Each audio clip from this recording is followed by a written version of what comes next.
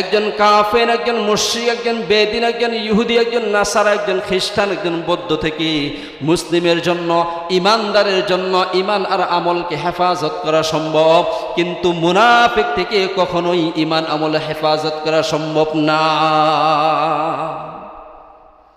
আপনি ভালো করে জানেন সে কাফের, কাফের ভালো করে জানে সে মুসলিম। আপনি ভালো করে জানা সত্ত্বেও কিন্তু আপনি সতর্ক থাকবেন। আমাকে কাফের যদি বলে তোর আল্লাহ সত্য, তোর নবী সত্য, তোর কোরআনটা সত্য, তোদের ইসলামগুলো সত্য, তোদের ধর্মটা সত্য, কাফের যদি বলে এই বিষয়টা থেকে মুসলিমও সতর্ক থাকে, কাফেরও সতর্ক থাকে, জানেও। কারণ কাফের বলতে থাকে যে আমি যতবারই সাক্ষী দিই না কেন মুহাম্মদের উম্মত বলবে হ্যাঁ আমার আল্লাহ তো সত্য, আমার নবী তো সত্য, কোরআন তো সত্য, ইসলাম তো সত্য। এখানে কোনোভাবেই মুসলিমকে ধোঁকা দেওয়া যাবে না। কারণ ইহুদিও জানে আমি যতই ধোঁকা দেই না কেন সেখানে ধোঁকা দেওয়া যাবে না, বেদিনও জানে যতই ধোঁকা দেই না কেন আমার কথা বিশ্বাস করবে না। কিন্তু আপনার সাথে যদি মুনাফিক বসবাস করে, আপনি মাথায় টুপি দিয়েছেন, 5 ওয়াক্ত নামাজ আদায় করতেছেন, আপনি আল্লাহকে 5 বার স্মরণ করতেছেন, সারাদিন জিকির আজকার করতেছেন, কোরআন তেলাওয়াত করতেছেন, দান সদকাগুলো করতেছেন, আর আপনার সাথে যদি মুনাফিক বসবাস করে, সেও যদি 5 বেলায় মসজিদে আসা হাজির হয় এবং আল্লাহর যদি দাসত্ব করে, আল্লাহর ইবাদত করে, আবার দান সদকাও যদি করে, আবার দেখা যায় সে যদি পিছনে গিয়ে মুনাফিকি করে, ওই মুনাফিককে সহজে ধরা যায় না। এজন্য আল্লাহ রাসূল বলেন যে মুনাফিক থেকে ঈমান আর আমলকে হেফাজত করতে হবে। যে মুনাফিক ওর থেকে ঈমান আমল হেফাজত করা খুব কষ্টকর বিষয়।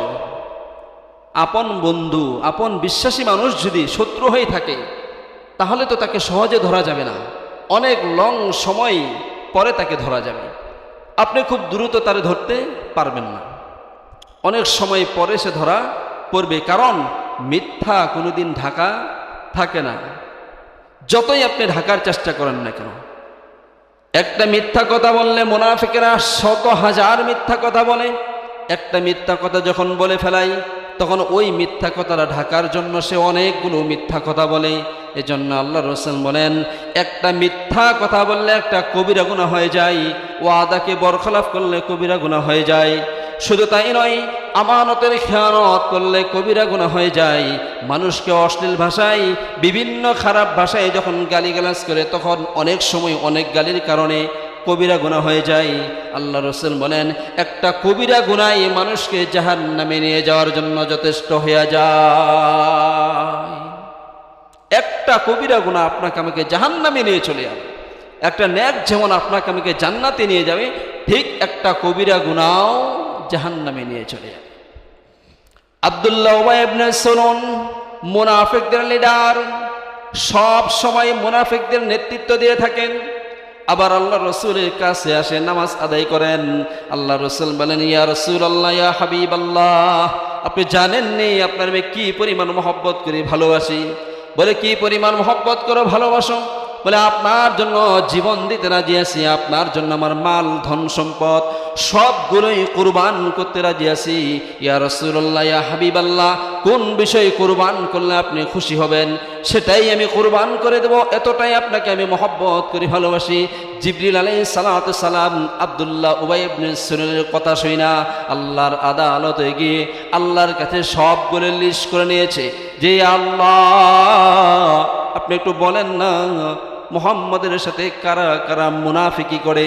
আল্লাহর আদালতে সবগুলো মুনাফিকের লিস্টগুলো যখন, সবগুলো নাম যখন জিবরিল আলাইহিস সালাতু সালাম স্বয়ং আল্লাহর কাছ থেকে লিস্ট করে নিয়েছেন যে যতগুলো মুনাফিক রয়েছে কোন মুনাফিকটা সবচাইতে বড় লিডার, ওই মুনাফিকের নামটা 1 নম্বরে লেখছেন জিবরিল আলাইহিস সালাতু সালাম যে আব্দুল্লাহ উবাই ইবনে সালুল মুনাফিকদের লিডার, ওর মতো বড় মুনাফিক আর কেউ নাই। এইভাবে এক এক করে সমস্ত মুনাফিকদের নামগুলো যখন লিস্ট করেছেন আল্লাহর রাসূল সাল্লাল্লাহু আলাইহি সাল্লামের সামনে এসে জিবরিল আলাইহিস সালাতু সালাম দাহিয়াতুল কালবির সূরত ধারণ কইরা লিস্টটা যখন তার সামনে দিয়ে দিয়েছে রাসূলের সামনে, ওগো আল্লাহর হাবিব, এই যে একটা লিস্ট আপনাকে দিয়া দিলাম, এই লিস্টের মধ্যে যতগুলো নাম রয়েছে সবগুলোই হলো মুনাফিক। আর এর মধ্যে 1 নাম্বার মুনাফিকের লিডার হইল আব্দুল্লাহ উবাই ইবনে সুলুল।